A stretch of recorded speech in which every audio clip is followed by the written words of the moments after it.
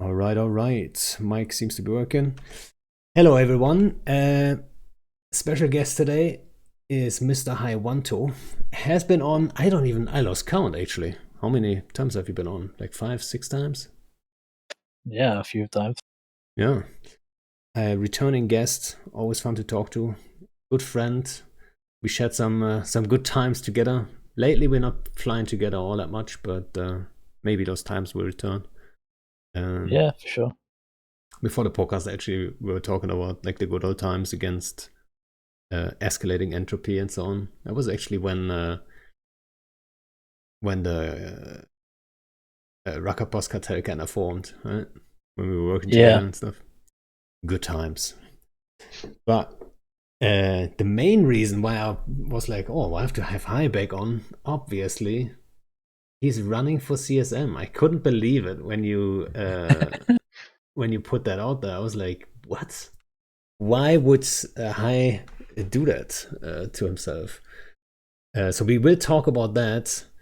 But then also there's a lot of stuff going on with you guys against RC, Wrecking Crew, and dog workers are involved, and who else? I don't even know who else is involved with that. I am. What's the Japanese group called again? Is it the Siege Japanese? Korean. Siege Korean. Korean, yeah. So you wanna maybe give everyone a little bit of an update? What's going on there with you guys? Okay. Yeah, sure. I mean, um, well, I guess first let's talk about Siege Green. Siege Green is pretty much done in NoSec. They just have a Keepstar and they have effectively deployed their capitals and most of the stuff to Vino. So they're trying to fight. Is it Vini, VC, VC? What are the group that live down there, Pando? Benevidivici. Yeah. Is it that one? Is that the group that lives Yeah. I down don't there? know. And Vino. I'm pretty sure that's what it actually is. Like Yeah. says. The It's VVV VVV. guys, they live in Cobalt Edge and Teal. Yeah, so they're going for those guys, and they're just. I think it's better for them anyways because I was talking to a Restrian before we deployed, and he said that the only people they could really ever fight was us, and we're not exactly, Korean time zone. Normally, we would just kind of fight them every so often. So it's good on him. He's trying to find stuff to do in his own time zone rather than waiting for somebody to come do stuff to him.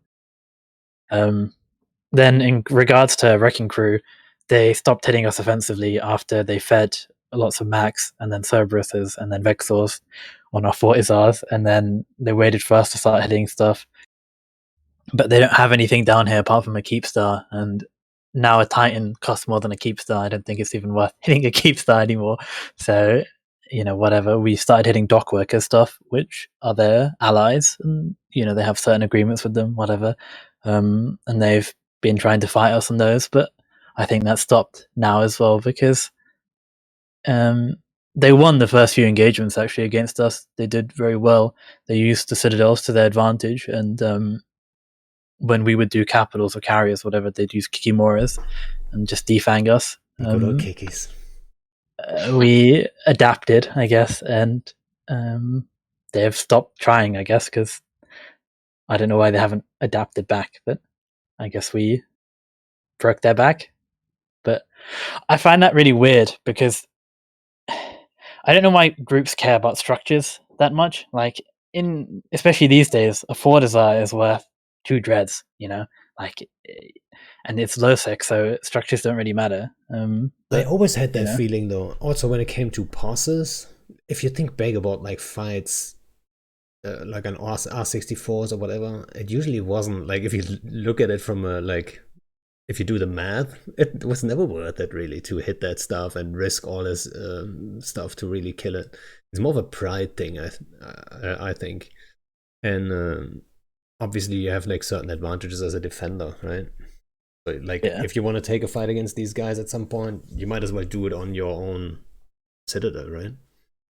Well, exactly. But I think that's the other issue is in terms of low sec, we're really the only group that could buy. Well, we're the only group that can kind of fight on a Fortizar without having to, call too many people. And even on some of the timers, we had to call people because fighting offensively on a citadel even with our fancy slave clones and whatever, is fucking horrible. Especially if they have more than you, or you know,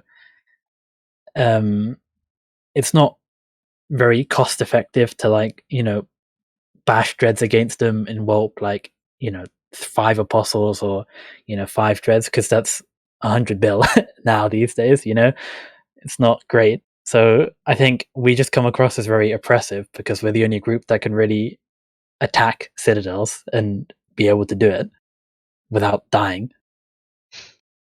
Yeah, which is kind of sad, right? Yeah, I don't know what it's like in nullsec for you guys. Like, how are the fights in your area? Because you're deployed to Curse, right? How do they go down? Well, I mean, technically, right now, as on 2.5 hours ago, we deployed 2 Great Waylands, which is very close to Curse. But if you wanna see it like that, it's an important 2 midpoints because it's towards Panfam's base, and yeah, we're right on the doorstep now. So we're changing things up too. And the fights we got, it's mostly, it seems always to be the focus right now. The name of the game is like anchor something and fight on it rather than like hit something. It's way easier, right? Way easier to defend and have them form for your shit than have like actually attack stuff and show up for the timer. And yeah. I mean, and then the deployment, maybe we should talk about that, I guess. Since it's like fresh, it's maybe not a full all-in deployment or anything. It's more of a go onto their doorstep, and if you think about it, their guys, they had like an easy life during this war, right? They could just jump clone home, and mine and red, whatever, right? Maybe not rock on mine. We had an eye on that, so it happened, but like to a very limited degree. And now it kind of is at least being threatened, right? So we're curious how they're going to react, right? Because actually what we want to do, it's pretty obvious, right? I don't have to fucking make this a secret, but what we actually want to do is like drag them over there, right? The more of them have to go over there, the better, right? If they all want to deploy right on there, well, we're in NPC space, go bring it, right? We might just be able to get a good fight on our fort, right? So that's actually like very similar to what I just described, right? Anchor a fort and have a fight on it. So it's gonna be very interesting to see their reaction to this. Do you think far, they didn't have to? Do you think citadels are going to go up in price as well in the way subcaps have, because they're very unproportional right now? Fortify is extremely strong compared to a dread, but it costs like the same as 2 dreads. You know what? You're asking the wrong guy for that. I have no idea. I'm living like day to day. I just ask my guys like how expensive is this, right? Or I check in Python and in Jitter, like, can I fly this actually? Is this still a thing, or like is it completely out? Because you guys use Ravens, right? And Tech 1 battleships are like 500-600 mil now. They're not cheap anymore. Yeah, they're not cheap, but those Ravens, they're kind of slippery, so their survivability is quite good. So we decided to bring Ravens for these kind of fights. We left Macarius at home though, so no need to whelp like a shit ton of Macarius against like a null blob. It's just Max are almost a bill now. They're 900 mil. So yeah, I mean we're quite directly on the source if you think about it. G-O, best angel mission running system in the game, and a lot of our guys are used to running missions, so we still were getting super cheap, the cheapest Macarius you can get, right? So while Goons and Pappy find, you guys get rich off the Macario market. Yeah, I guess. I mean, some of us for sure, right? If I think about like one of our guys, Erica, like he's like instantly got into mission running, and like he's running shit with like, I don't even know, a quadrillion fucking chars, right? There he is. There he is. Stop telling people. Yeah, don't do missions, guys. Don't fuck up those prizes.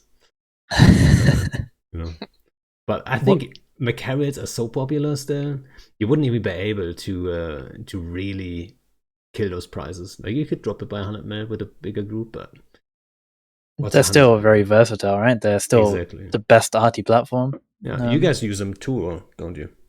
We use TFIs right now, but Macs are still much better against in an arty fight. Like if you had an equal amount of TFIs and an equal amount of Macs, if the Mac FC is not bad and knows what he's doing, you're going to win that fight pretty decisively because you have an extra Ewell mid and a fall off bonus. So Yeah. yeah.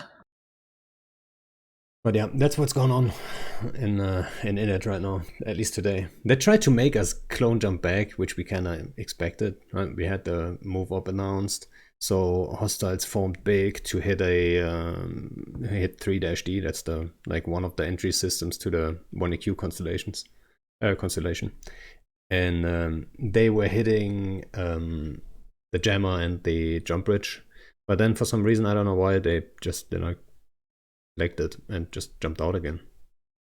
Jump bridge time was just 30 minutes, so we were ready to clone jump at that time. So maybe that's what's happening in that down there. I haven't been paying attention, but I saw Gobbin's thing about how they're pretty much done with all the other keep stars and stuff, and it's just that constellation there.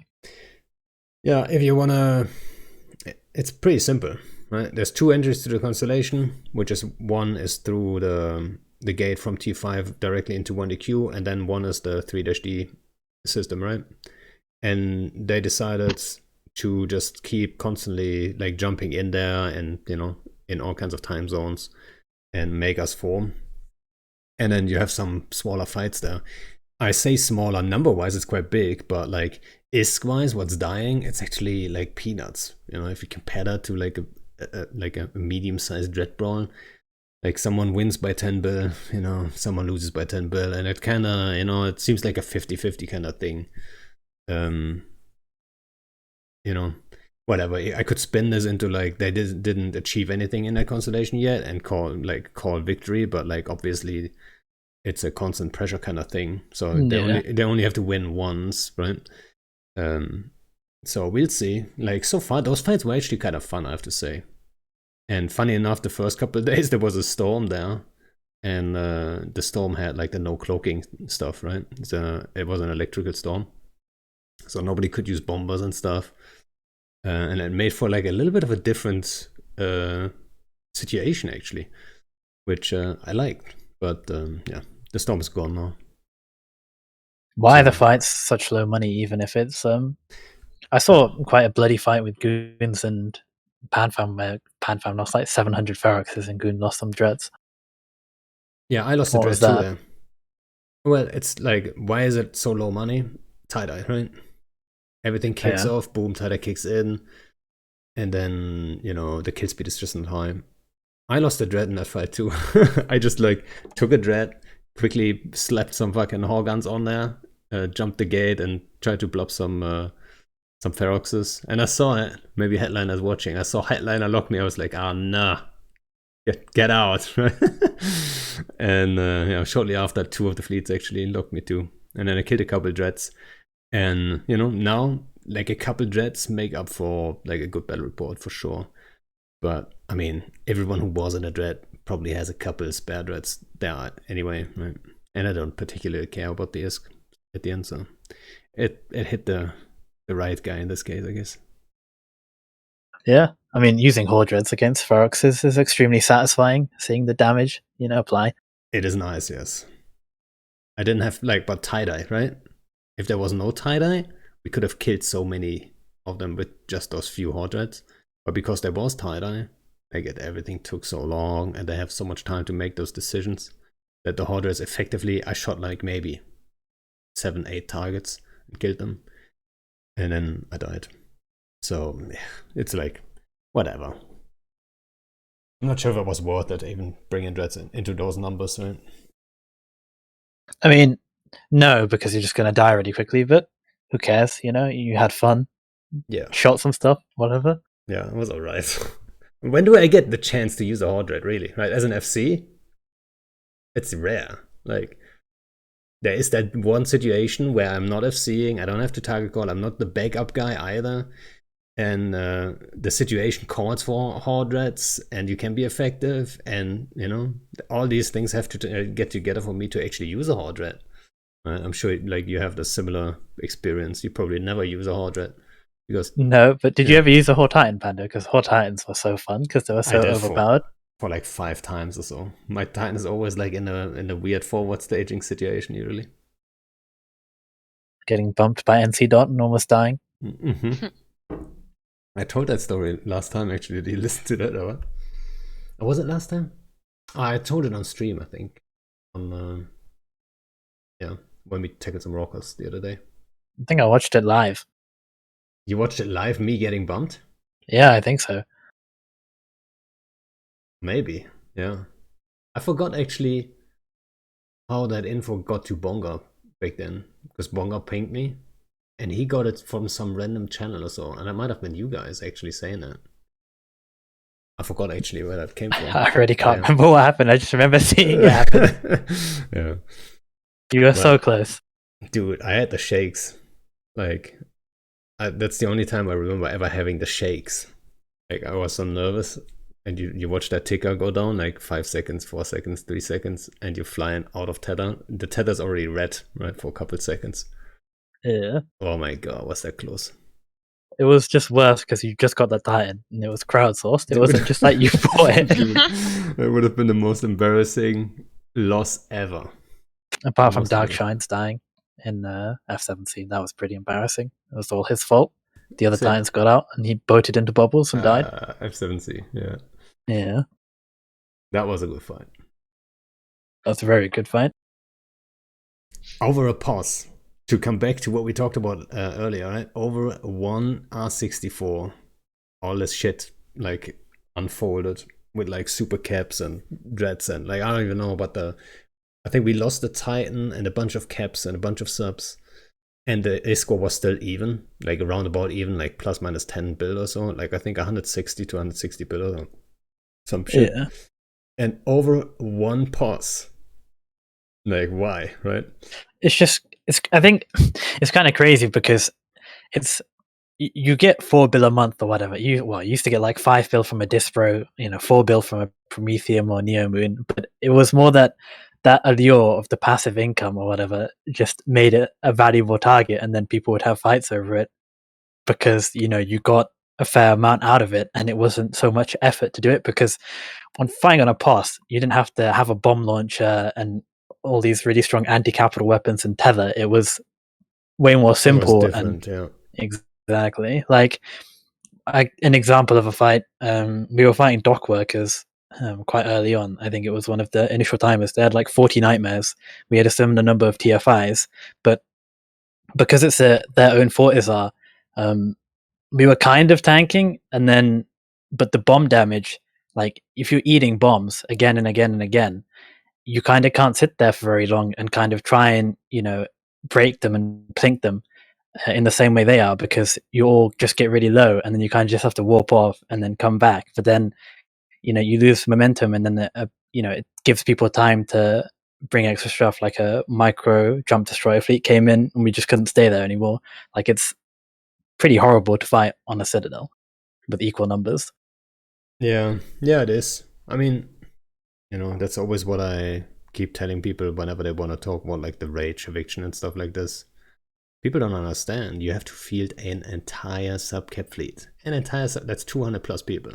Just to pause the thing. Just to pause it, right? And then you're getting bombed on top of it. You get DD'd every 8 minutes or so. Then, there's so many problems. You can't do drone boats because PDS. You can't get too close because PDS. All these things, right? It's so hard. They're just not designed to be killed by subs, right? And, but it can happen. It can happen, yeah. Now, after the bushing was not, I think if you put a keepster into warm space, I don't know what would come in there to kill it, other than like a massive blob. If it's only 10 dudes defending, right? You could just like, if nobody's defending it at all, you can kill it still, but that's an unlikely scenario. But is it worth killing it these days? I mean, I guess wormhole space you get the loot drop, but in NorSec, LowSec, Keepstars, yeah, I mean, 150 build to build. It's not a secret. We were looking at evicting Inner Hell actually, and I cancelled that one like a day before, and some people got mad at me Shout out to Fabi and I think even Ari. Ari got mad at me. She was Yeah. disappointed, but I just decided it wasn't the right time. It's such a commitment for a nullsec alliance to go into a wormhole for a week and just live there for a week and make people grind this fucking thing over and over, and you have to have shifts to fucking keep whole control and all that stuff. And then, you know, in that case, for what? It's hard to tell, right? And Inner Hell, I felt like they were kind of, you know, doing their own thing to a degree at least. So I wasn't too mad about them. The motivation was just not there, right? So it didn't feel right. We canceled it on the last day. Otherwise, we would have evicted Inner Hell. And then I think a month later or so they disbanded anyway, so whatever. Yeah. But like we would have killed that with mutants only, right? So I think it is possible. Or you just bleed spam, yeah. Yeah, well, you bleed, but you can just do the sponge stuff that we've done with the bush ravens anyway, right? You bring some Higgs overpropped cruisers and just put them there, and then the DD hits one of your guys, yeah, you lose a mutant. But then the rest just dies in like whatever, stabbers or scythes or something, right? Do you know how much loot came out of when you killed the Keepstar? Somebody's asking me to ask you. Yeah, the Rage Keepstar. So it was like it's hard to tell. I mean, if you see the video or whatever, like it's complete chaos on that grid, right? There's like 1,000 people there. And that was a funny video. It is. Everyone's looting, and like every couple seconds, someone shouts like, "Oh, found this and this," right? But the estimate is like 4 trill, but I don't know. Could be more, could be less. It's hard to tell. It's a lot. It is, yeah. At least the guys that looted got around 1 trill, I believe. So the guys that you know, I had the guys that put in the work to organize all this together with me. I had them loot first, as good as we could, and then give them a bunch of that loot. And then at some point I said like, oh, okay, it's free for all. Everyone just grab what you can. Even the guys that like whatever came in only for that kill, because like actually most people on that kill, man, they only were there for the last day, really, right? When everything was already sacked, like it was already done, really. And then they showed up, and we literally let all our friends into Hornet, right? I mean, you were there. Yeah, we were there. Yeah, I mean, originally the plan was you guys, us, and Asher with his boys, right? With his SIG, just to have that time zone coverage, because we didn't have the strongest Russian time zone, and we didn't have the strongest US time zone. That's why Asher was there with his SIG, and we would need help in Euro time zone too, and we expected all the Wormhole guys, which, you know, was realistic. Obviously, they all formed and tried to help, and you know, but then when it like was all done anyway, I mean, we just opened the fucking floodgates, right? Yeah. I think it was a bit of a disappointing thing, but you know, what could they do? Because I remember they formed a Cerberus fleet or something, but then they just didn't do anything. I guess they didn't get enough. Well, no, do you not remember for the armor timer an hour before they formed actually, and then they took Horde control, and Horde almost made it in, right? With 300 dudes with 5 jumps out. In, I thought, was it Ferox's? I don't even know what it was. Might have been mutants actually. So they almost made it in with 300 guys, and that would have been the end of it, to be quite honest. And that fight was that deciding fight where Bliss was doing his second ever. Did you listen to the podcast with Bliss? No, I didn't actually. I wanted to, but then I forgot about it. We talked about that too, because he was running the Stukas, and it's like a different type of fleet, right? It's not like you sit in there and you know exactly what to do and stuff. You have to do it once or twice to actually get the feel for it. And it was his second try ever, and on this first try, he never engaged. So it was his first ever Stuka bomb run and all that stuff. And if he fucks up, this entire thing doesn't happen, right? So I was sitting there in my little Raven fleet with 60 people, and he was like in the Stuka fleet, and they're all deciding fucking bomb run, and they fucked up and warped to the wrong result into the bubble right in front of him, and then he actually bombed them all to shit. And then I remember now. Yeah. Okay. Yeah. Oh my god, that was so fucking close. Oh my god. And then Horde was 5 jumps out. If we do that too late, like 5 minutes later, literally, they would have been in, and that would have been it too, right? So he couldn't have done it any time, any time later or whatever, and he had to do it right. And like, oh my god! And at the time I didn't even think about that too much because I would have fucking lost it, I think. But yeah, that was fucking close. People don't realize that, but whatever. I don't think people realize how much effort it is for fleet commanders to do anything these days. Everything is fucking a lot of effort compared to boss fights. It used to be, all right, undock a few dreads, siege a boss, and then go next day and fight. Now it's like so much more effort. Yeah, so much more planning. It feels like so much more knowledge and required to actually go out and do stuff. If you think about it, like, oh yeah, you want to ref a citadel, all right? What is it timed for? And then you have to show up twice to actually kill it. So motivation is already like halved, I would fucking argue, right? Like, are you gonna come out there twice to kill that citadel? Probably not. So let's not even ref it. It's a lot of times what happens, right? Then you have to like know like whose citadel is it, whose friends are they, and what time zone, and what numbers can we for, like all these things. But with POS it was a little bit more simple, I guess. You still had to know stuff, but Yeah, and at the end of the day, all you get is like a core and maybe not a fight, and they just anchor another citadel whenever they feel safe, and that's pretty much the end of it. Yeah, whenever we talk about the core stuff, and honestly, I still do to this day don't understand. Like, why would you do the core thing? Why not just say, okay, certain citadels get no asset safety, or they get only 50%, 50% drops, 50% goes into asset safety, because then it scales up with the size of the group. So big groups are a big target, but now it's like, oh, small group, well, same size target. If they have a 4 with a core, that's the same shit that drops as if I kill a horde fortiser in their staging. Drops the same stuff, 1 core, as if I kill like some insignificant low sec group with 10 dudes, like fortiser somewhere, right? I think it would have been so easy to have that scale, I mean, that's right, because it's the same thing with bosses. There was a scale to it. People would fight over the valuable moons, but other groups would fight over smaller stuff. There were people who had small networks for bosses and whatever, but now it's just everything is the same. So, there's no difference. And a lot of groups can't fight over citadels because if it gets to a certain scale, you pretty much just have to bat phone to be able to kill a citadel, or you're just going to die. Yeah. And then also when you start bat phoning, right? It all develops into this like bigger collisions, right? It all pushes people into that, like more and more and faster. But I mean, it's human nature already, right? And then the game kind of pushes you into that direction even more, which is kind of disappointing.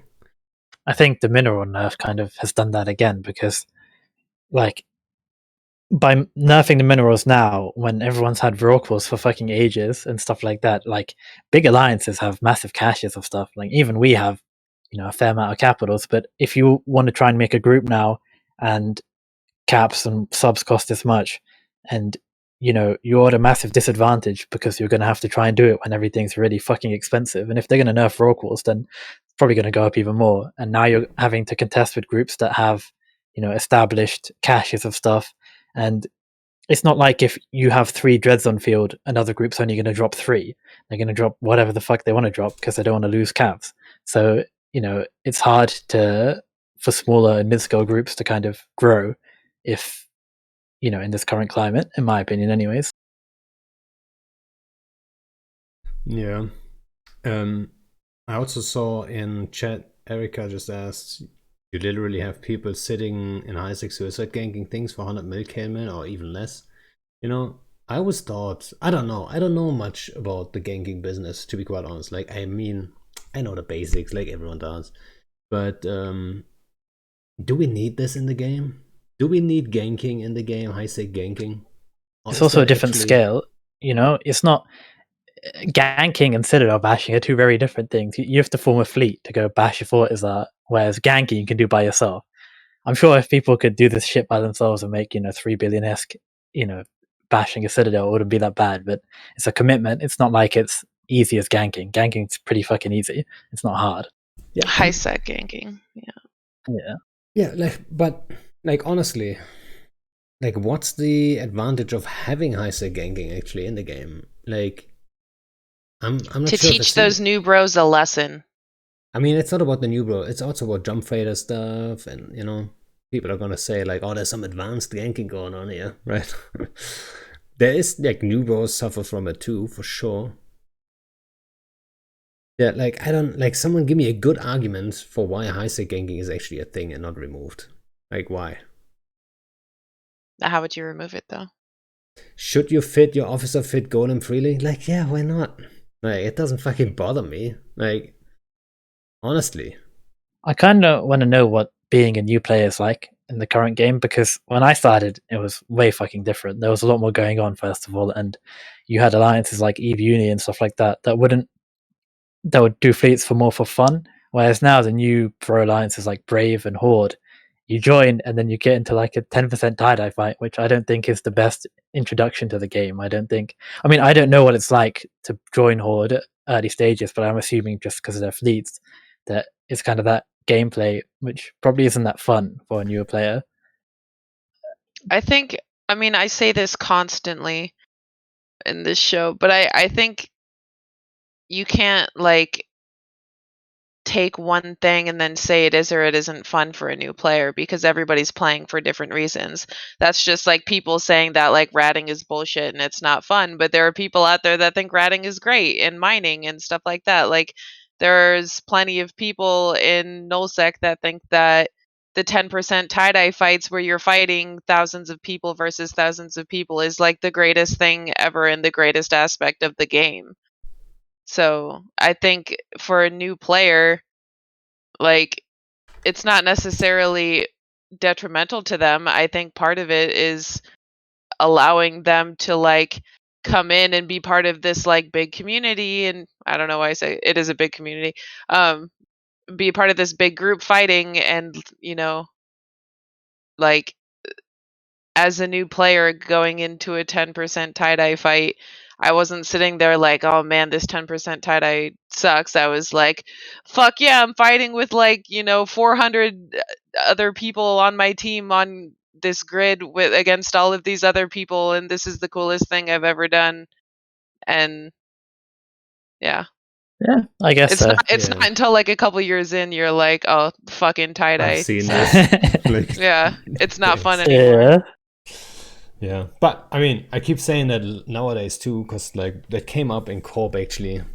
One of our Corp guys was tie-dye, I'm not gonna join that, right? If 1DQ happens, I'm gonna take a break, But then everyone basically was oh man, you can't just let everyone down like this. And then also, it's the worst part about tie-dye is people complaining about tie-dye, right? The same for Fozzy and so on. It just is so true, right? Yeah, it's not the greatest, let's, everyone suffers a little bit. Just fucking get on with it. Shut up and spam warp. Yeah, press that fucking button, right? Keep on going. And I mean, it can be so passive that you can do all kinds of things at the same time. If it happens, I always say that if it happens twice, 3 times a year, in this war, it might just happen a couple more times. But so be it. I think tie-dye. I think it only really sucks if you're committed, if you're on a Titan or whatever, and you kind of have to sit there for ages. I think that sucks. Or you kind of have to sit there in a 9-hour tie-dye fight. That would be horrible. Yeah. If you can't log off, right? You don't have that option. Yeah. That sucks. And then, that's what people say about X47, that, Imperium had the advantage because we didn't have the ability to dog, which is an interesting point, and it might be right, because Panfam at the time, they were on their Keepster defending the X47 Keepster, and they could dog. So the longer the fight was gone on, the more of their Titans were yeah, I've got enough, I'm just going to de-aggress and dog, and they lost numbers. While our guys were well, I'm stuck in these bubbles here. I might as well just stay on as long as I can, and it just stretch it out for them, right? Some people might have even said, okay, just close the client and left, just hoping that Titan would like lose aggression and then log off automatically, which probably never happened because smart bombs and whatnot. That's what people did in the well, I know people that did that in the recent Titan fight. I can't even remember the system name, M2. but whatever. Yeah, that. Yeah, I know people did that, and I don't blame them, honestly. Yeah. It's it's not easy. Do you guys want to talk about CSM stuff? I think so, yeah. All right. Hi, do you want to talk about CSM stuff? Yeah, okay, sure. Why? I mean, I think. Yeah, why are you doing this to yourself? That's actually what I said right away when I saw it. Yeah. Right? It's like, it's because people like Ron, USMC are running, and I'm trying to. It's too much of a bad thing, might push the game in the wrong direction. So I'm just trying to balance the scales, give a little bit of wisdom, balance the new bros out on the CSM. Now, for real, I think going into the CSM with the mindset of being able to push an agenda and have it work is what seems to deflate people. But I don't think I'm going to, if I get on the CSM, I don't think that's the mindset I'm going to have. It's more just to voice an opinion and, I guess, put my experience that I have, being an FC for a long fucking time and knowing how things happen in NoSec and NoSec, just to try and make the game a bit better and more enjoyable for people. I guess I relate more to FCs, and I understand that it's shit right now to be an FC, and to try and grow as an FC is hard. And I'd rather make it easier for fleet commanders to do stuff and have fun, because at the end of the day, that's kind of what fleet PvP is. It's up to the FC. That they're what they make the game go round, effectively, as corny as it sounds in that aspect. So I think my main thing is just making it easier for FCs. Yeah. What I always say is, like, all we ask for is opportunities for content creation, right? We're not even asking for like free shit. We don't want like instant like fleet fights or whatever. Like, just give us a chance, right? When it comes to citadels, I'm not gonna go on this rant, and I always start it like that, and I'll go on to the rant anyway, but like citadel defenses and all that stuff, it all works against those opportunities, right? Like, it's just like, where do you go? Like, that's what CCP should be doing more, taking their own guys and go on a roam and create some content without the CCP taker in the stream, right? Like, yeah, if you stream like, look at all this content, like, what are you talking about, right? No, go out with some fucking undercover chars with like 10 dudes and a decent setup. It doesn't have to be complete trash, right? Or like, let it be trash. You get better fights like that, but go out and find some content, and they'll struggle. They struggle hard, especially if they have zero experience with it. You can't just burn into some region and like find like magical fights. You can like, the possibilities there. It's very unlikely though, right? Just spotting VNIs. Yeah, and then they would have to think like, how do you create these fights? Like, what opportunities do you have, right? Hit jump bridges, for example, right? That's a common thing for certain size fleets. It doesn't like work for too big fleets or for too small of a fleet, right? But like certain size fleets, they get the right reaction out of that, right? For example, those Gilas I like to fly, the 25-man setup, perfect for this, right? You get like 50, maybe 70 guys to show up, and that's usually a suboptimal setup. If you're really like perfectly formed and shit like this, you can engage that with 25 guys. And but then citadels, for example, it's 3 timers. Like, nobody's threatened if you ref a citadel one time. Like, who cares, right? You can defend it 2 more times, so that opportunity is off the table already. You can't poke people on a citadel because everyone stages and folds and keeps us. You get just PDS'd off and scram webbed, killed. Basically, the defenses are just too strong to have any opportunity, right? So it's like, I keep on saying that, but I don't know. Well, Yep. yeah, you go, Miranda. It's kind of like circling back around, so you can go first. Well, I was just gonna say, I think you're right in the way. What somebody told me who was on the CSM, I'm pretty sure, was that CCP very much compartmentalizes stuff, and it kind of shows how they don't understand how the game works. Like, for example, the people who did the mineral nerf are not the same people who are going to do the Vorkal nerf, when in reality that's kind of a linked thing, right? Like, Vorkal's going to affect that, and understanding that if you nerf the Vorkal into a command boost role, which is allegedly what they want to do, it's what a CCP person has said. Well, they've already said it's their intention, so it doesn't just affect the economy of the game, it affects content creation massively, because that's one of the last things that FCs have, that's, you know, somebody putting their dick on, you know, the chopping board for you to go after and get a good fight out of without having to deal with citadels effectively. You know, a spontaneous fights are super duper rare in the game right now, and finding one is really fucking hard. So Unless you're Shro. Yeah, shout out to Show, who always finds all the rockers.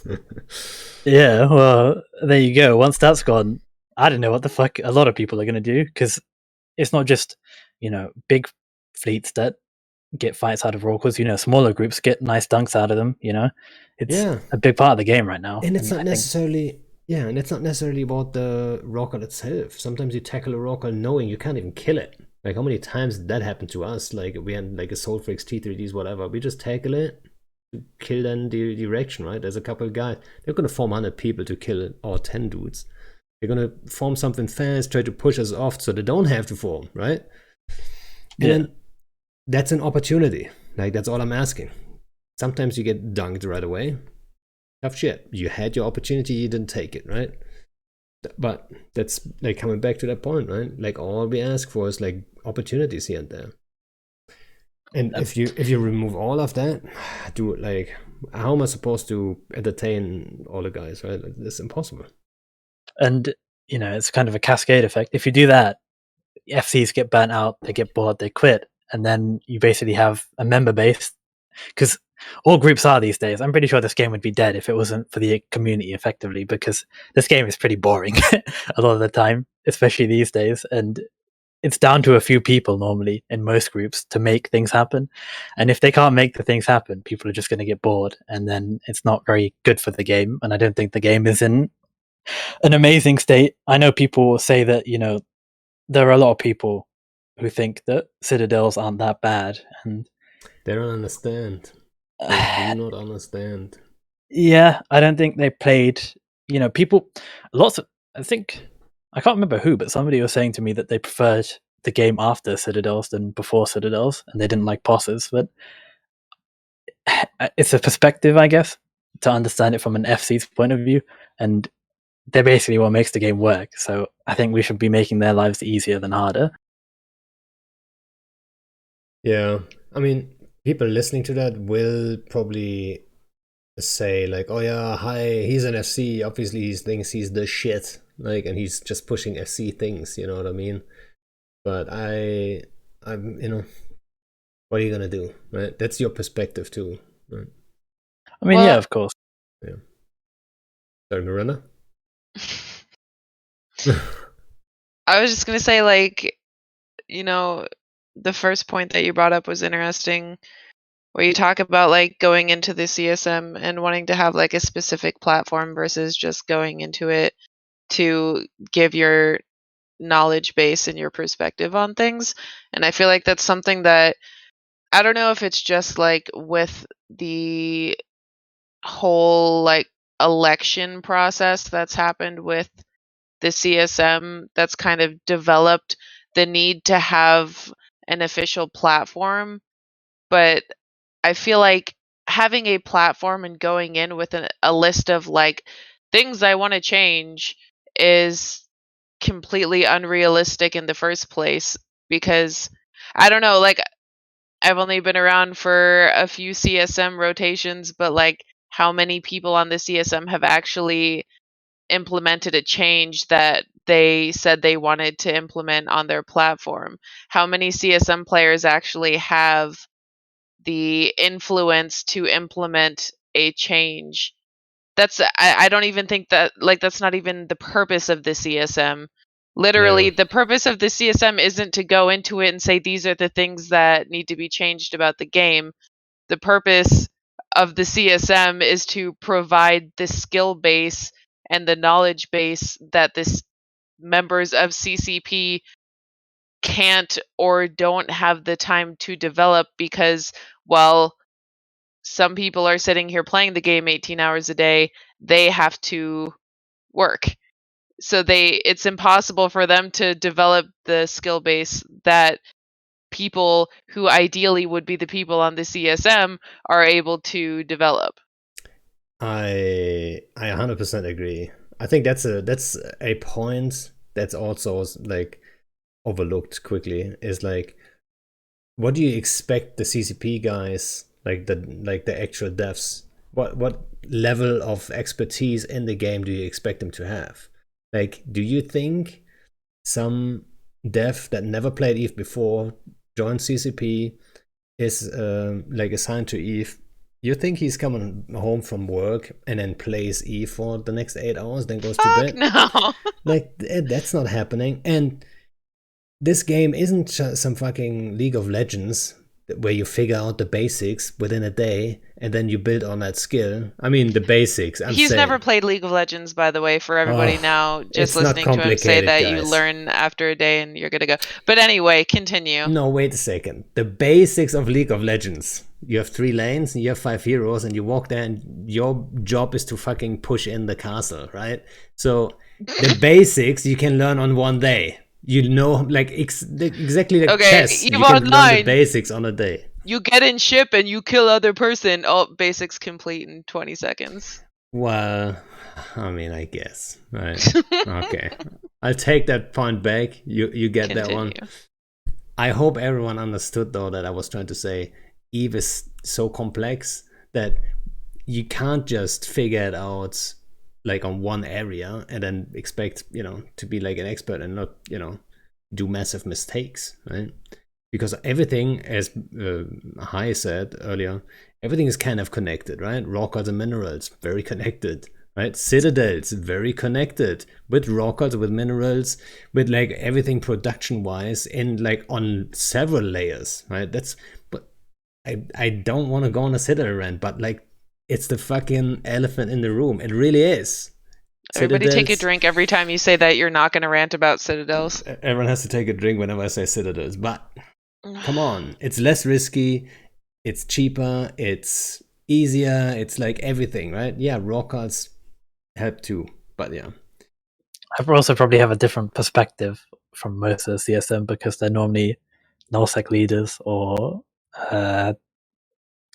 people who are leaders? diplomats, and diplomats are the bane of my existence. So whatever, but yeah, What? I think people are just going to think that, well, probably not like me anyways, because I'm the CEO of Snuff and stuff like that, and they probably just think that I'm just going to push this, oppressive agenda of Snuff, making it easier for us to blob everyone and shit like that. But I think it's fucking boring, the gameplay that we have these days, and I'd rather it be pushed into smaller scale stuff anyways. Like, I started this game when I started FCing, I was doing small scale stuff, and I much preferred that. That was way more fucking fun, and I'd prefer the game to be more alive and allow for people who were in a position that I was to kind of grow and learn to FC and build up slowly and have fun easily. So, and make fun for other people. So that's pretty much.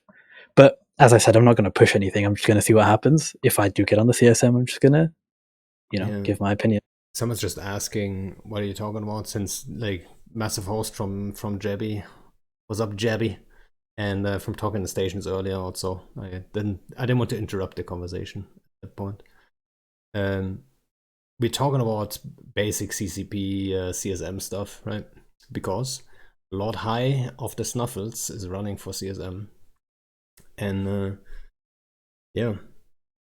And I think I do 100% agree with the whole like pushing an agenda thing. that Miranda just said earlier, right?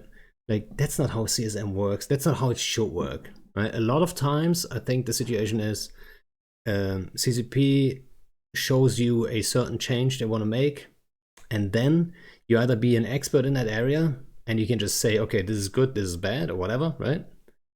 Or you don't know anything, and then you should shut up and let someone who does know about it like talk. Since when would anybody who's running for Yeah, CSM that's the problem. ever admit that they don't know Exactly. something about a topic and shut up? I It's think- probably an issue in itself. Yeah. I think some people, I think some CSM guys would do that actually. They are like, you can tell sometimes they say that too. That, hey, when it comes to, you know, economy stuff, I just leave it to the other guys. And But you know, I think that's also, I think you're also a platform, right? Like, for example, I don't know that much about faction warfare. I did it fucking ages ago, and the game was a lot different back then. But you know, I can still ask people who aren't currently in faction warfare, like Mikhail, or you know, people who did it heavily, like Wolf Dragoon and people like that. You know, it's knowing people who have good opinions, well, balanced opinions to ask. I think that's a big part of it as well, having a network. Yeah, but that's also some people's like sole platform. True. Is Well, yeah. I have yeah. friends that know stuff about stuff. Are there people like that? Whose platform is that? That's pretty bad, no? Like, you should be an expert in whatever you want to do if you're running for the CSM. Or, well, you should be an expert in something. yeah. you You know agree. what? You agree? I disagree, right? And I disagree because there's different types of CSM members, I believe, right? So you have those experts, and then you have all round dudes that actually listen to the guys. Hi, let's be honest. Do you listen to High Sec Pleb 123 who complains to you about, let's say, High Sec ganking or whatever? Like, are you gonna sit there talk to this guy for 30 minutes? No, you're not. But there's still, and nobody But you expects have it. that's not. I agree with that. If you have somebody who has all round knowledge, that's still having knowledge, right? If you're and you have a Yeah. network, that's still good. I'm saying if you don't know anything, then that's not very good. If But you're it just basing it- has to be more than just reaching out to other people for their opinions, because you have to be able to think critically about the opinions that you're being given, because every opinion that you're given is going to have, it's not going to be like the whole picture. Yeah, obviously there's a minimum of experience required, but I think a lot of old players, they already they have that minimum that you would need, right? So But- I think it's not hard to have someone who has enough You say experience that. to see, okay, this. Yeah, well, But yeah, I know lots of old players who kind of don't know what's shit. going on. Exactly. Like, Yes. But would these guys not? How old is an old player? Just out of curiosity. I would say 5 years, at least. So you think after 5 years the people like Depends on how much you pretty much play know their too, shit? right? There's Yeah. people that have played for 15 years that don't know shit. Why do they not know shit? They don't undock. They're just sitting there idling, chit-chatting. It's a very social game, like, too, right? So people just do whatever.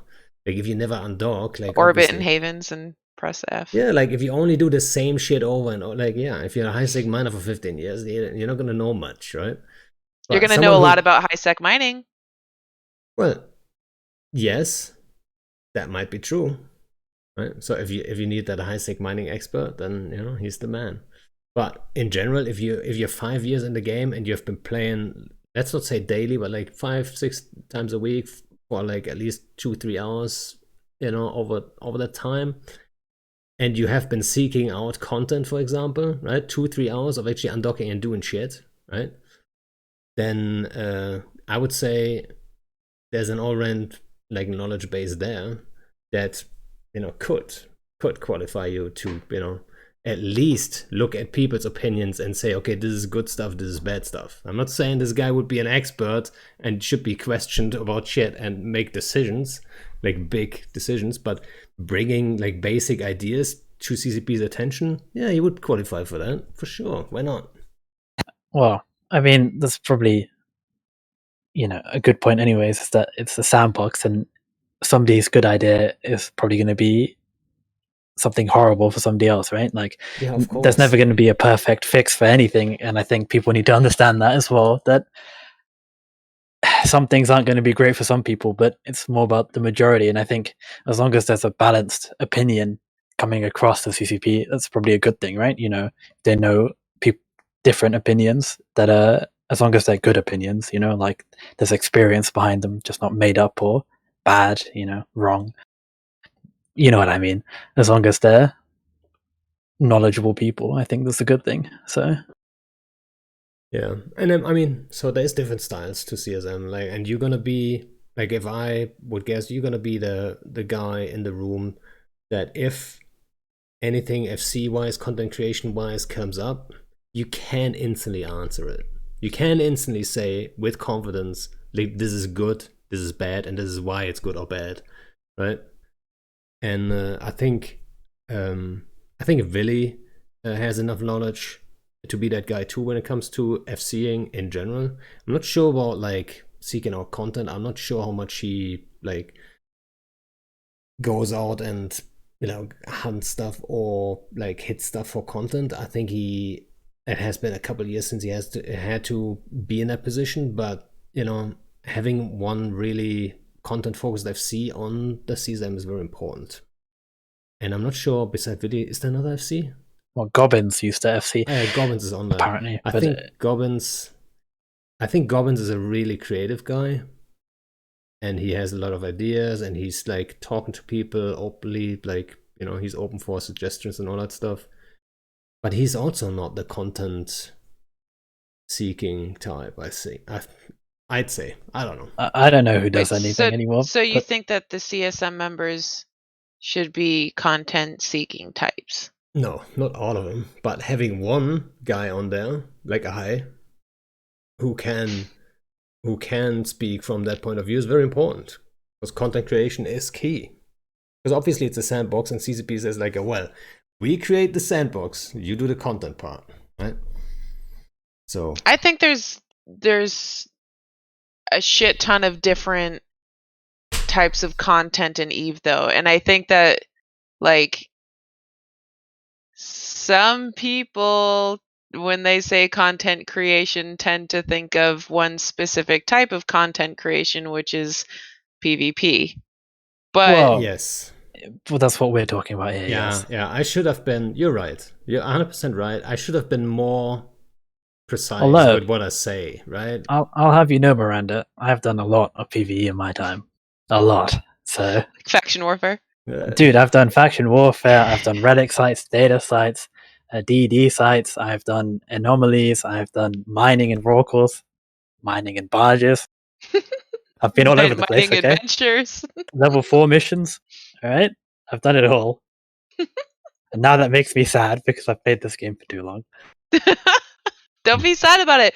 But that's important. That's one of my points that I was getting at, is that there's like so much different shit. So high sec miner 1, 2, 3 like should still, like, they're still important because that's a pretty big aspect to the game for a lot of people. Yeah, so first I want to clear up when I say content create, I'm thinking of like a day-to-day, like weekly kind of like finding content for your guys kind of thing, right? It's a very specific thing, really, if you think about it. But obviously, like let's say Willy and Gobbins, they create content, but different, right? But I would say they're more of the sandcastle type. I would just like the empire building focused FCs. There's nothing wrong with that. And then same for the high sec mining dude or whatever, right? Like, yeah, you should have someone on the CSM who represents that to a degree. And I think, for example, what's his name? I forgot. What's his name with the magic school bus? Is it Steve? No. Miss Frizzle. Is it Steve Renukin? Yeah. That was the high sec guy, yeah. Mike Azaria. That's him. So it's really good to have one of those guys on there.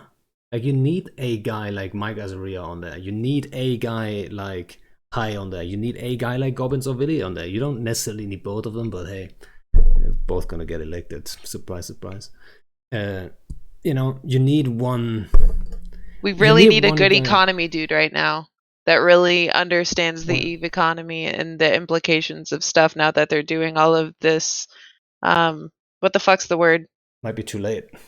I think I think it's too late, to be honest. They've already poorly, in my opinion, poorly done it. But that's my main thing. Is I think CCP needs to understand that everything is interconnected, especially content creation and to do with the economy and all sorts of citadels. Everything is connected, and everything has to be looked at properly before they make decisions. Miranda, you wanted to? Did you finish your point, or did Hai finish it for you? I don't know. I was just trying to think of the one fucking word that I can't think of, so I stopped listening. Well, the scarcity. That was the word I was looking for. Continue. So when it comes to the CSM, has always been a struggle, I think, to get a diverse CSM, right? And I think the main problem in that is the election process. Because if you look at the election process, yeah, in theory, it's fair and all that stuff. But like, what is it worth for you as a company, as CCP, if the election process is fair, but the result is shit, you know? You might as well tweak the fucking thing and make it a little less fair or a little bit less democratic, but get a better result out of it. And the result should be a more diverse CSM. I wouldn't say CSM voting is fair because, as I said earlier to you, like if people have skill farms, then they can just vote with like 1,000 characters, and that's kind of messed up. But so like Ace is talking about like null blobs, but at the same, like, to play devil's advocate, what percentage of the player base belongs to a null blob? Because if it's a big enough percentage that it's like the majority, then voting in the null blob leaders would also be voting in people who represent the majority of the EVE population. So I think it is the majority. Usually it used to be the argument, look at HiSig, it's so full of people. But turns out a lot of chars in HiSig are actually nullsec players. They just have a character there. I don't think it's having a majority of nullsec people. I think it's having the right people from nullsec is more the issue. You don't want the person who's just played as a diplomat his whole career and his one, the only reason he played Eve was to make Gobbins or Mitani happy, and stroke their shaft a bit so they could rise to become head diplo. You want somebody who actually, is knowledgeable and has done stuff. Is more my point. So another, like, I'm just reading the chat again, and like Ace is saying that having the big null block CSM members has brought us years of passive empire building and less content creation, but at the same time, aren't we talking about, like, people talk about how the CSM doesn't have any influence in the way that CCP builds the game, but then in the same breath say that the game is built the way it is because the CSM is full of like nullsec blobbers. So I just want to point out the like not redundancy, but like the dichotomy in that, and how you can't have it both ways. Yeah, and at the end of the day, nobody knows, right? Nobody knows. Probably Right. even CCP doesn't even know how much influence the CSM actually has, like, at the end of the day, right? So Right. Is the CSM responsible for those changes? I think, and if so, to what degree? Nobody knows. I definitely think the older CSM members, so people who have served multiple stints, have more sway in getting stuff across. At least that's what I've kind of seen. But I don't think what they achieve isn't massive, I'd say. Yeah, or does the CSM really actually have a more significant influence in the game than like non-CSM members who are trusted and in communication with members of CCP? I would say Reddit. I would say the only difference would be Reddit. the ability to share NDA information to the CSM members. But as far as getting, the feedback and the input on like potential changes and stuff that the CSM members are like pushing on their platforms, like going back to that, So these CSMs are saying, I'm going to do this stuff. What's the difference between them having that platform and then just building rapport with a CCP dev and emailing or like messaging them that platform on Discord for them to look at? Well, I think a CCP will listen to whoever they trust, and it doesn't matter if it's a CSM guy or if it's a streamer or some FC who just happens to talk to certain CCP guys and keeps like bringing up good ideas, like well thought out ideas and stuff, right? I can tell you right now, I know there are CSM members that CCP doesn't listen to, and there are CSM members that CCP does listen to. It's just how it is, and I can't blame them for it, right? And on the last episode we had Phantomite on, he is very direct. He can be a little too negative. So that CCP then would go and say, well, that guy, am I gonna fucking bring my idea up to him? Or am I gonna get shit on today? Like, maybe not. I'm not saying it's every time the case, but it might happen, right? That's the thing, right? A lot of devs, they don't have to talk to them, right? At the end of the day, it's their game, and they're just going to do whatever they want. You're there to give an opinion. You can't be like, you do this, you do that. Then they're just going to be like, fuck off, pretty much. So yeah. And then there might be, I know, for example, Captator or Lorosecco. I hope, I'm not sure if Captator, did he say he's running? I tried to talk him into it, right? But Lorosecco, wormhole guy, he knows everything about wormholes, right? Like, that's one of those guys we need on the CSM, like one wormhole guy and so on. But like, those guys are also the type that write down ideas, they keep developing them also, then they put them into a good like all-around concept, then bring them up to whoever they talk to, right? Might be, I know CCP, Rise or Signal, they're always open for like really good stuff, but they don't go to them and like flood them with bullshit. Like, when they have something significant, boom, they contact them and say like, hey guys, look into this, right? And there might be something there, and I bet you these guys listen to them, right? So I don't think it matters too much to be on the CSM in certain cases. It certainly opens the door, though, right? I think people overestimate how much sway individual CCP members have as well. Like, I think it's when I had a talk with Rise, he kind of outlined that it's quite hard sometimes to get other CCP devs to agree on stuff. And I think Rise is probably one of the more knowledgeable CCP players because he's played the game.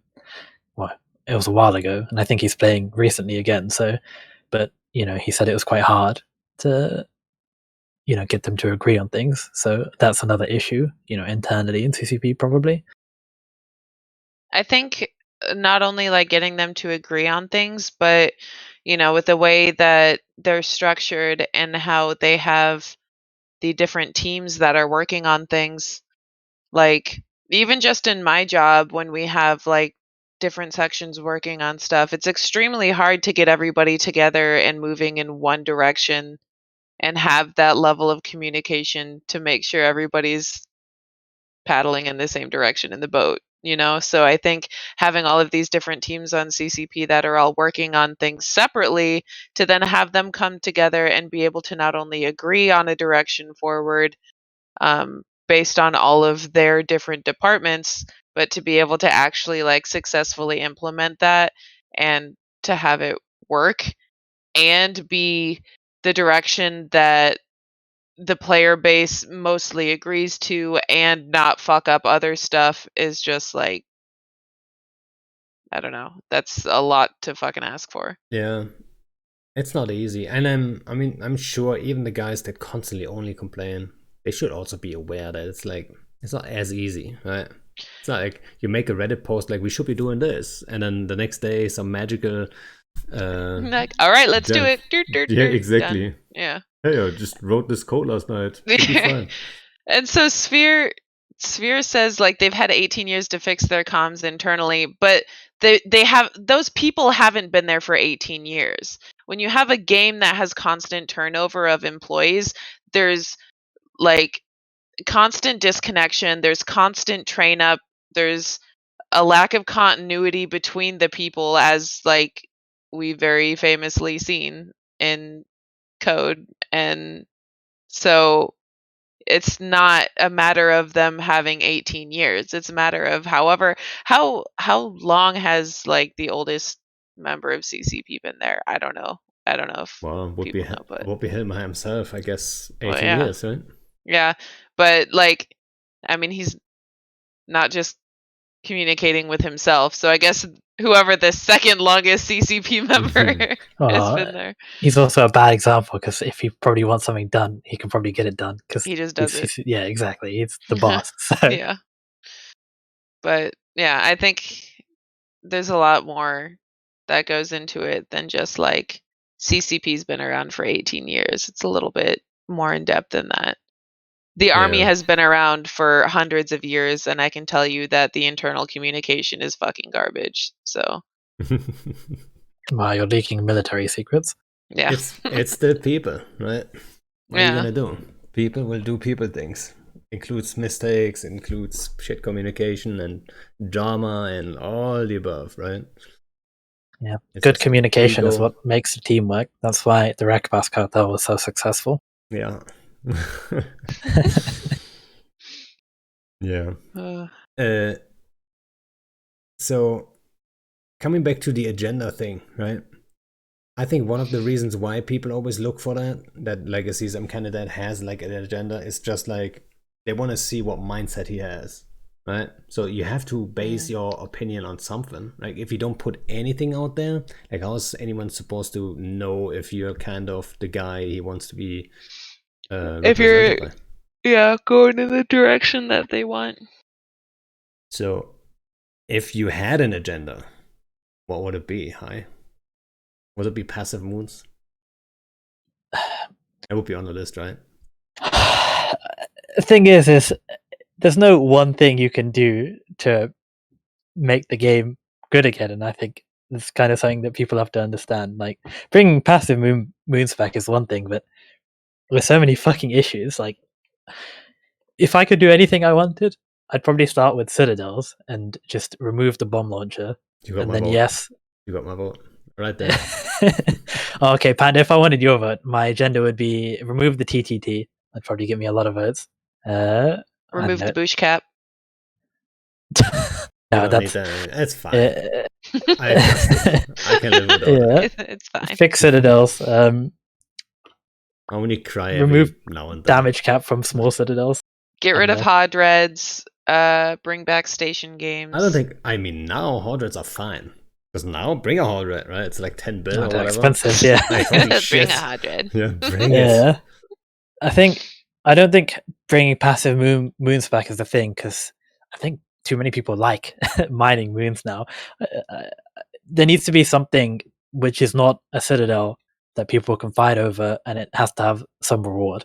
So effectively, there needs to be a passive income-based thing that's not something that one massive blob entity can just take advantage of, and then just, for example, that not Snuff could just completely control in all of Lothric. It needs to be like a balanced thing that lots of smaller groups can fight over, and encourages fights all over the place rather than like one citadel timer where everyone goes to.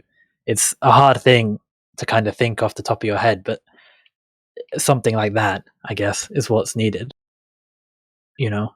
How posses, there were lots of them, different sizes, different incomes, stuff like that. Different to citadels. Yeah, I think I agree. I just think iterating on citadels, as in giving Athenos passive income or whatever, I don't think is the perfect thing. I think it should just be something different, a complete different thing. I think citadels are too boring and everyone hates them. The thing is, a lot of people they forgot how it was without citadels, and they don't see a way without citadels, so a lot of people don't hate them. That's a problem. Like they don't realize how shit they actually are, but what about a lot of important people do citadels? that. A lot of the important, this is important in inverted commas, a lot of the older, leadership people know that the game was better back then. Like, I've spoken to Vince, Gobbins, Villy, Asher, Jay.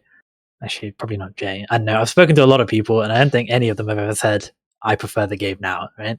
Or like, No Citadels are better FC than does Masters. probably. Who? No FC does probably. Right? Yeah, I'm but talking about like just like in general people. But then if you push an agenda, for example, you want to get elected for CSM, and you that's say the thing. Citadels suck, but most people don't realize how bad they are. They're like, well, whatever. Like he's wasting his time. Like, People don't. Yeah, well, people don't understand how, you know, the extent people FCs have to go to get shit done in the current meta and what it was like beforehand, because, you know, they take it for advantage. Like, Tao always used to say to people when people would complain and snuff that there's nothing to do, that, you know, do it yourself, and then everyone would stay silent, right? You know, it's down to a few people to do everything, and it's always effort for them. People yeah. would just take it for advantage, effectively.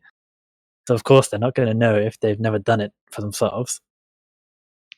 That happens all the time. Like, we've talked about that more than a few times, with the amount of effort that goes into like creating content, and how it's just a handful of people in an alliance now that are planning and preparing for ops or roams or really anything, and the rest of the people just kind of sit there and absorb it.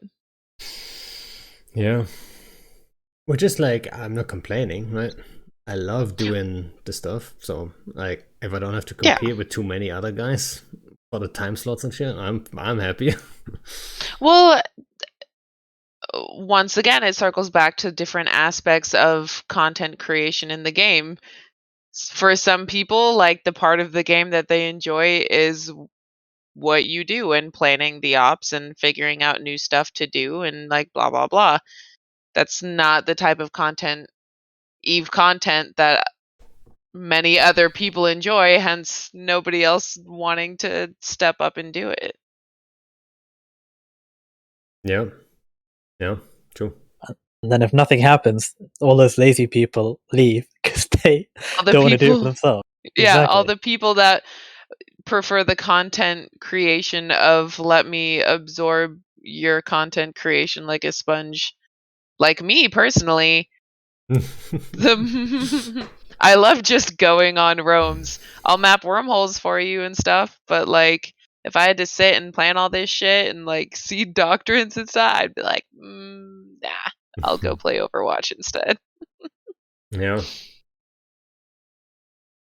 Yeah. You know what? How about faction warfare? Since you're like a low sec player, do you have any experience or expertise in faction warfare? Because people are still asking for it to get fixed.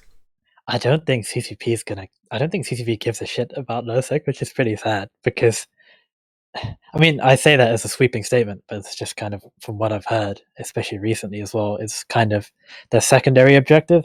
And honestly, I don't know enough. I mean, okay, I did faction warfare ages ago, and it's still the same because CCP has never iterated on it. But I don't know what to do with faction warfare. Honestly, I think faction warfare being dead is just because there aren't, you know, polarizing figures like there were back when I played, like Mira Devorshaw or Purunga, you know, people like that doing fleets all the time, you know, getting the player base active, stuff like that. I think it's more of an issue that lowsec is dead effectively, because that makes faction warfare dead, and that makes it boring. I'd have to ask faction warfare people about what they think would be better, but I think it's honestly just a numbers issue. Yeah, I mean, that's my opinion. A lot of issues wouldn't be maybe removed, but wouldn't be as big if we had like way more people flying around all day, right? It would fix a lot of things. Of course. Oh yeah. I think having so many experienced players in lowsec now as well, because it probably sounds a bit stupid, but the way I see lowsec these days is it's people who are too lazy to play in nullsec because they've done all the tie-dye stuff and they just want like an easier life where you don't have to worry about bubbles, and you can go to nullsec, but your stuff is in lowsec. You know, it's safe, it's easy to get to, it's close to high sec, you can jump stuff down easily. It's not like 10 mids. You just want fights effectively and to fuck around.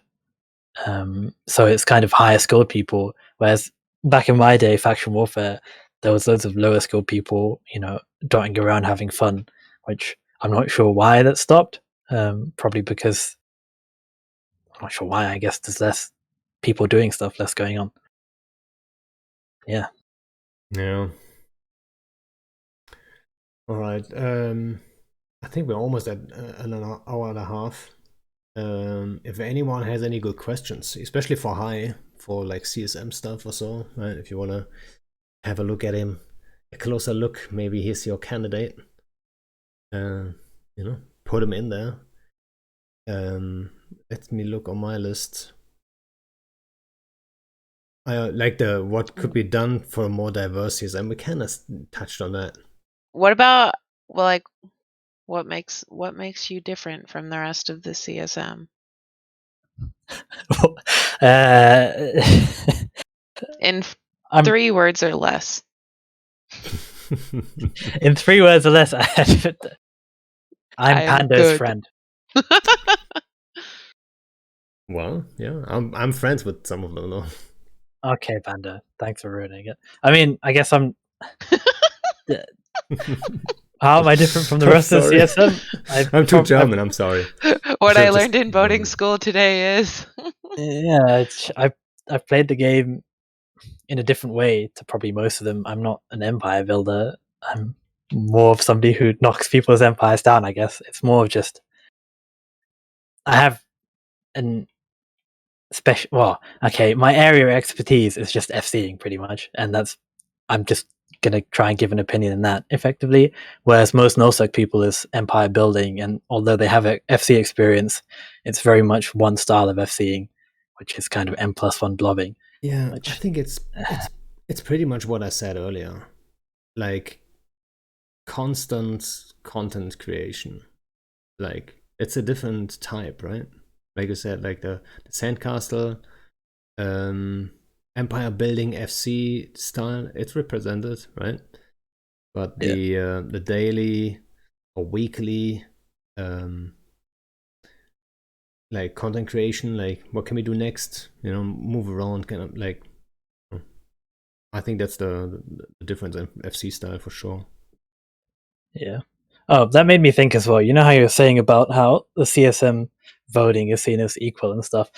It's also not in regards to the fact that most people vote based on what their leaders tell them, right? Like they have ballots or whatever. Like goons have a list of people they tell to vote in what order. So do Horde. So do NC Dot. Like everyone just does that, right? I don't think people really think for themselves because they don't really know these people very well.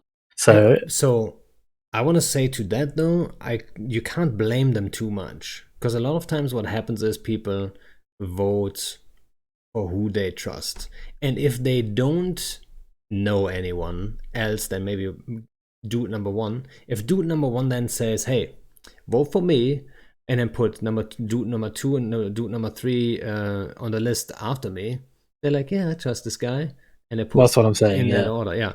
And then that's exactly what I was going at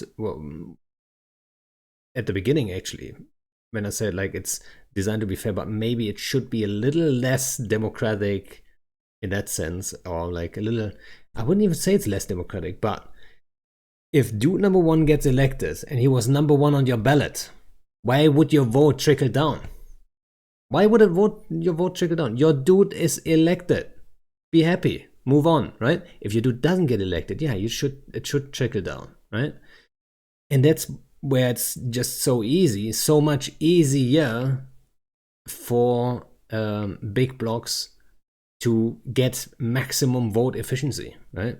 That's how they get 2, maybe 3 candidates even on there, because they can just say, do 1, do 2, do 3, and then it trickles down. They don't even have to think about it. They don't have to take the risk of saying like, okay, guys, we want some of you to vote for this guy, some of you vote for that guy, because then they run the risk of none of them getting enough votes, and then they get one elected because it would trickle down, So maybe that mechanic is also kind of.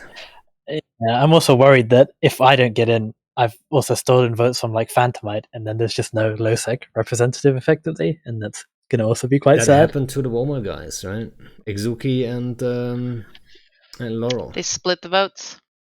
Kind of did. And the problem is they're from two different sides. So a lot of people put either one of them on slot 1, but they didn't put the other guy on slot 2. Right? So they didn't like, oh yeah, let's say Izuki didn't get elected and then all the votes trickled down to Laurel. That's not what happened, right? So yeah, and that's the old problem. Beside that one time where we pushed for Izuki as in it because Risk wasn't running, and then Izuki got elected, right? That was the only time there was a Wormhole guy on there. But yeah, Pretty sad. I mean, yeah, it is. But yeah, what you gonna do? Everyone else is just memeing or being salty. So No good questions. All right. I was just about to say like shit. I should have maybe read the chat after saying like, hey, if you've got good questions, right? I got it. All right. Well, in that case, I would say thanks for coming on, and good luck with the CSM campaign. Hopefully, there's enough people, even the guys that don't like snuff, because you guys are not usually the most popular guys around. Nope. That still believe that you would make a good CSM guy, and I think people can tell that you have like a little bit of a unique point of view and good insight and shit that CCP could use. So hopefully you get elected. You will have my vote. Just saying that right now. I mean, unless we're gonna have more CSM guys on there, unless someone convinces me. Maybe I'm gonna say that every episode. You have my vote. Great. And then you just have to come on last. If you have his vote, you have my vote, because I just vote for whoever he votes for. So there you go. It's the blind line member that just believes it. Perfect example. But yeah. Could be a writing candidate, and then we will just vote Pando and make him do it. Sure. No. We talked about that earlier, right? I don't think there's any use for me to be on there. I think it would just, I don't know. Maybe one day. Free trips to Iceland. You probably have one not at the moment, right? In Nullsec, so I reckon you'd probably have some good ideas. I don't know. Maybe I do. Maybe I would fuck everything up. Who knows? But maybe Panda Isa already for CSM. Isa for CSM. Let's not start that meme again. Alrighty. Then guys, also thanks for the hosts, Ark. Thanks for the sub, and the other guys. Thanks for the subs. I know Valentine, January, and all the guys. I don't have the list in front of me, but thanks a lot, guys. And, hey. Before we leave, like 6 people have asked where High's accent is from. The London accent. Just the English accent, southeast, I guess. Oh, I thought they were. Yeah. It's not as London-ish, I guess. It's not. It doesn't sound British at all to me. Great. I don't know what to say then. I am. Why are you lying English? to us about your accent? Nah, I'm actually from Germany, guys. I am German. I'm Pando's illegitimate son. There you go. I never told anyone. Now the secret is out, guys. Yeah. Yep. Alrighty. Thanks for watching. Whoever gets the skin, congrats. And see you guys on the next one. Alright, see you guys.